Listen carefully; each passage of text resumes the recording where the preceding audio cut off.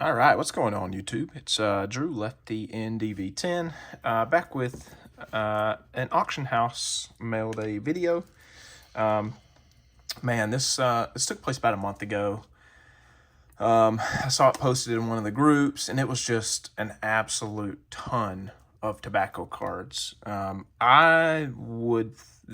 was probably the most I have seen auctioned all at the same time probably ever from a single auction house. I mean, I'm talking thousands of tobacco cards. So across several issues, and I'm not talking about just like one or two of an example. I mean, there would be like 7 to 10 of every single card.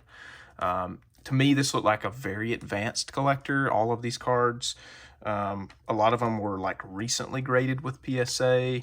So I don't know if it was a huge consignment, maybe from like a family member, and then they partnered. But then there were some old slabs and rare backs, and so whoever maybe the originator of this collection or whoever the consigner was, I mean, they definitely knew what they were doing. This was not just something that somebody found. This was an advanced collection put together over time. But a couple problems. It was not a well-known auction house, so it definitely didn't get the exposure. And then auctioning that many cards all at once is really just never a good idea. Typically, when you've got, like I said, in some cases, almost 10 of a single subject, you're not going to get as much. So I know people that won 100 cards. I'm sure there are people out there that won more. I was a little more humble than that. I won 9 total. I've already sold one that paid for about a quarter of what I bought, but there was just some absolutely fantastic deals. I wish I had bought a ton more, but just didn't really want to put the legwork in to make 10, 15 bucks off some of these cards each. So I kind of just stuck to ones. Like I said, I kept 8 out of the 9. But anyways, without further ado, and I thought this would be a great time to kind of go over scarcity versus value and just kind of the different ebbs and flows of some of these tobacco sets. So we'll start off with the first card I got is a T205 of Cecil Ferguson. Really spectacular looking card.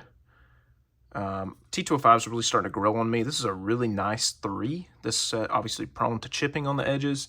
So just some quick numbers. Again, we're going to be talking about 4 sets here, all tobacco.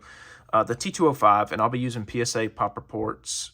Just their numbers are a little bit cleaner and easier to get to than SGC's. But in any case, the T205 set, obviously from 1911, PSA has graded a total of 45,000 T205s across all backs, all subjects, all combinations, 45,000 cards.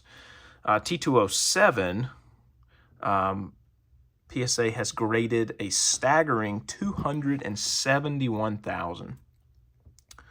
T207, which will show up a little bit later in this video, PSA has only graded 11,000, and then the T213s from 1914, the coupon cigarettes, PSA has only graded 1,706 total cards. So you're talking 0.5% of what they've graded in T213s versus the T206. But anyways, so I'll throw out some comparisons. I've got some of the counterparts to these cards here in the back, but anyways, Cecil Ferguson, really nice PSA 3 T205 for the Boston Nationals. I'll eventually do this team set.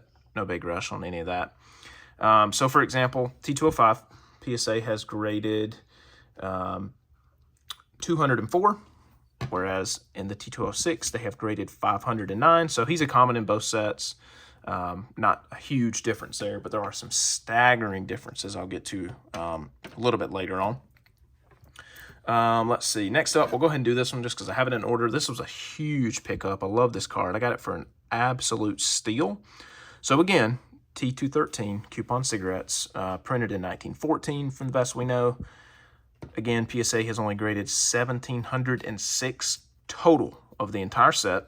Now, it's not as big a set as T206, but 1,706 total cards. They have only graded 11. Mike Donlin. And again, this is a type 2. Okay.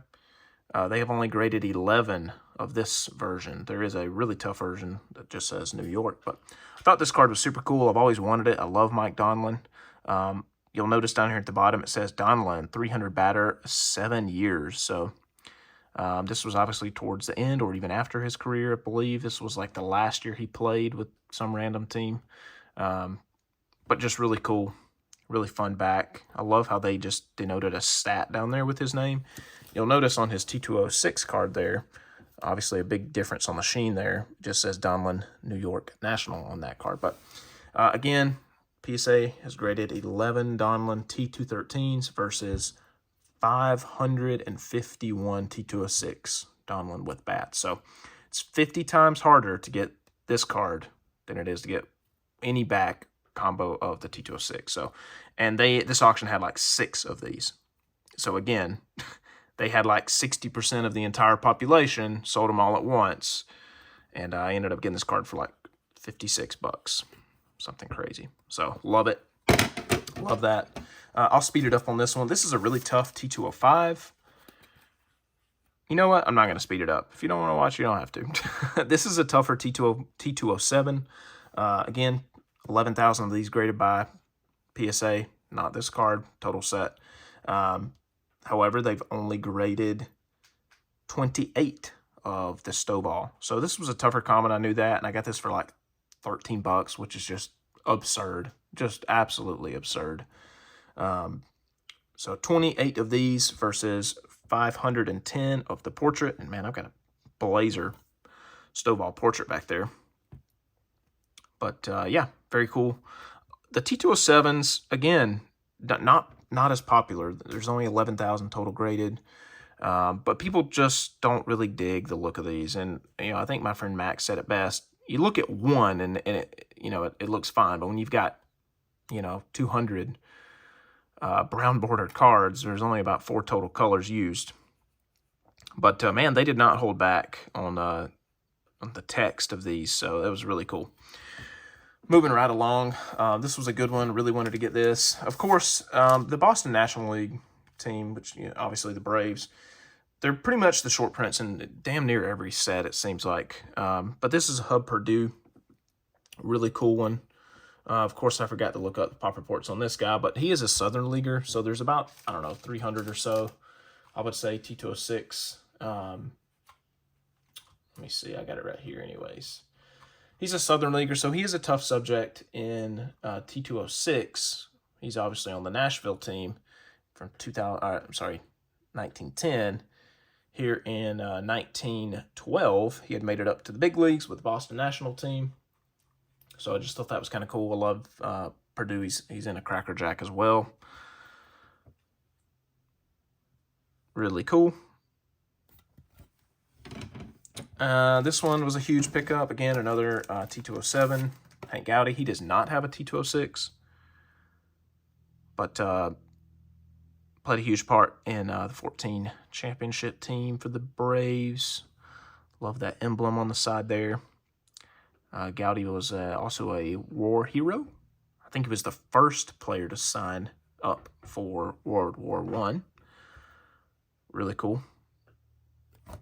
Oops. And then last 3 cards, all really tough, pretty fun cards. This one was just always on my want list. Jim Vaughn, love. I thought Arky Vaughn was a Hall of Famer, but I guess he's just popular being a Yankee. But, man, look at that sweater. Love that. That's killer. Couple different backs on T207s, but nobody really cares about those. Let's see, we got, this is a good example of the differences. So this is a Tommy Leach. I like Tommy Leach, one of my favorite players. PSA is graded 42 of the Leach T207. There's his portrait, 449. So it's 10 times harder to get a Leach T207 than it is a T206 portrait. Got this for like $50, just crazy. Wee Tommy Leach. Love it. And last one, this is a really, really big card. One I had been missing for my Bill Kerrigan collection. I, again, posted a video a while back. But this is a short print in the T207 set as well. He's technically a common, but there's only 31 graded, so you tell me. Very cool. 31 out of 11,000 of the whole set. His T207 by example, I'm sorry, T206, 504, so 16 times tougher to get this card, and it is just an absolute stunner. I did pay like $200 for this one, but it was definitely worth it.